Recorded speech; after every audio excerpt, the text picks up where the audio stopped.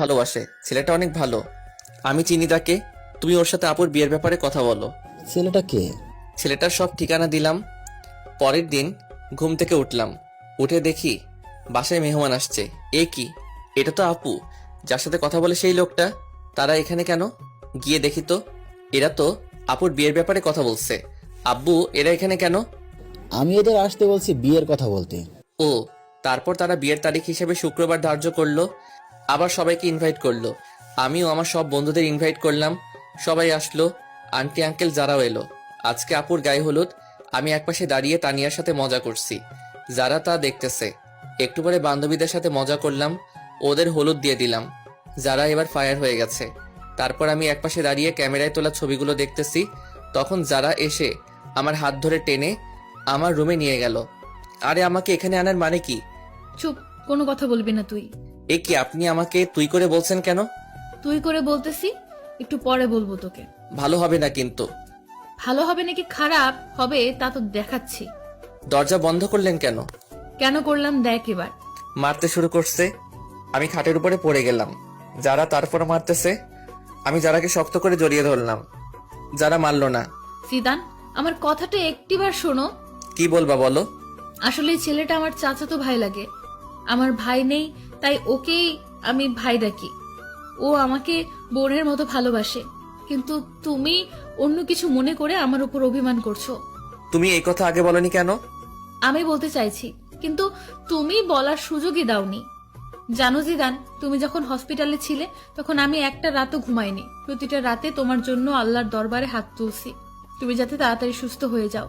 School ফাঁকি দিয়ে আমি তোমায় দেখতে যেতাম। যারা, আমি সরি। আসলে আমি তোমাকে বুঝতে পারিনি। এখন অভিমানটা ভাঙছে? ভাঙছে। তখন একটা ফোন এলো।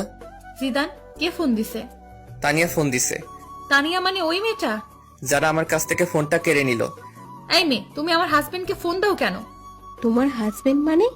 মানে তুমি যাকে ফোন দিছো সেই জিদান আমার হাজবেন্ড। জিদান বিয়ে করলো কবে? আরো আগে। কেন, বিয়ে করছে বলে কি তোমার ভাব হবে না, নাকি ভাগে কম পড়বে? যারা, তুমি এটা কি করলা? তুই আর একটা কথা বলবি না। আমাকে বিয়ে করে এখন অন্য মেয়ের সাথে প্রেম করস? যারা, তানিয়া আমার 2 বছরের বড়। আসলে ব্যাপারটা হলো। এই রে, তার মানে এইবার সব বলে দিবে? সবকিছু বলে দিলাম। জানি না, তবে বলার আগে আমি তানিয়ার সাথে কথা বলতেছি। তারপর তানিয়ার কাছে গেলাম। কি রে জিদান, কোন মেয়ে তোর ফোন রিসিভ করেছিল? কোনো মেয়ে না, যারা। তোর বউয়ের পরিচয় দিল কেন ও? আসলে তানিয়া আপু, এমন এমন ঘটছে। কি, তুই আমাদের ছোট হয়ে আমাদের আগে বিয়ে করলি? কি করব, সব পরিস্থিতি। মানলাম। এখন আমার কি করতে হবে বলে দে। তোমাকে কিছু করতে হবে না। আপাতত মুখটা বন্ধ রাখবা। ঠিক আছে। আজকে সব বন্ধুরা ছাদে এলাম। যারা, তানিয়াও আসলো। আসলে এখন তাদের দুজনের মাঝে ভালো একটা সম্পর্ক হয়ে গেছে। আমার বন্ধুরা আমাকে ড্রিঙ্ক করতে বলল। যারার চোখ রাঙানিতে করলাম না। পরের দিন সব মেহমান এলো, বন্ধু বান্ধবী সবাই আসলো। আমিও মনে মনে ঠিক করলাম আজকে সবাইকে বলে দিব আমার আর যারার কথা। কিছু সময় পরে বরযাত্রী এলো। আমি সবাইকে আপ্যায়ন করতেছি আমার আর যারার কথা। কিছু সময় পরে বরযাত্রী এলো। আমি সবাইকে আপ্যায়ন করতেছি। বরের যে একটা বোন আছে তা আমি জানতাম না। এই কি, সে আমার দিকে তাকিয়ে আছে কেন? আমার নাম এনি। আপনার? আমি জিদান। আপনি কনের কি হন? আমি কনের একমাত্র ভাই। আপনি? আমি বরের ছোট বোন। ও। যারা আমাদের কথা বলতে দেখে ফুলতে লাগলো আর ইশারায় বলল, আজকে আমার খবর আছে।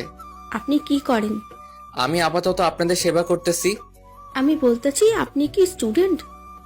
আর কিছু? আপনি কি আপনার বোনের সাথে আমার বাসায় যাবেন? না। কেন? অন্য কেউ যাবে। আচ্ছা, যখন যাবেন না তাহলে আপনার নাম্বারটা দিন।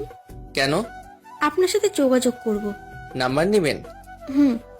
আচ্ছা, আগে বিয়েটা মিটে যাক, তারপর আপনি ভাববেন নাম্বার নিবেন কি নিবেন না। এমনটা ভাবতে যাব কেন? তাই একটু পরে জানবেন। তারপর বিয়েটা শেষ হলো। আম্মু জোরে জোরে বলতে লাগলো, 2 মেয়ের বিয়ে দেয়া শেষ, এবার আমার ছেলের বিয়েটা দিলে আমি খুশি। সে কি মা, তুমি জানো না তোমার ছেলে আর বিয়ে দেয়া হবে না? কেন? কারণ তোমার ছেলে আমাদের দুজনের আগেই বিয়ে করে নিছে। মানে কি বলতে চাস তুই? আম্মু, তোমার ছেলে যার আগে বিয়ে করছে, তাও আরো কয়েক মাস আগে। আপু আর আব্বু সবকিছু সবাইকে বলে দিল।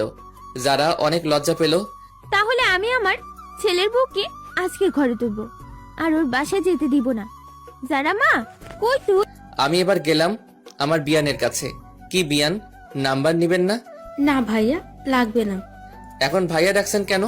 তখন তো জানতাম না আপনি সবার আগে কাম সারছেন। না জানার কারণে ভাবছিলাম আপনার সাথে একটু লাইন মারবো। এখন মারবেন নাকি? না ভাইয়া। তারপর আপুকে বিদায় দিয়ে মা যারাকে আমাদের বাসায় রেখে দিল। যারাও এখন আমাদের বাসায় থাকে, এখান থেকে পড়ালেখা করতেছে। তবে আমরা দুইজন আলাদা আলাদা রুমে থাকি। দুইজন দুইজনকে জীবনের চেয়েও বেশি ভালোবাসি। গল্পটা এখানেই শেষ করলাম। হাই বন্ধুরা, গল্পটা কেমন লাগলো অবশ্যই কমেন্ট করে জানাবেন। আর যারা এখনো চ্যানেলটিকে সাবস্ক্রাইব করেননি তারা অবশ্যই সাবস্ক্রাইব করে রাখুন। আল্লাহ হাফেজ।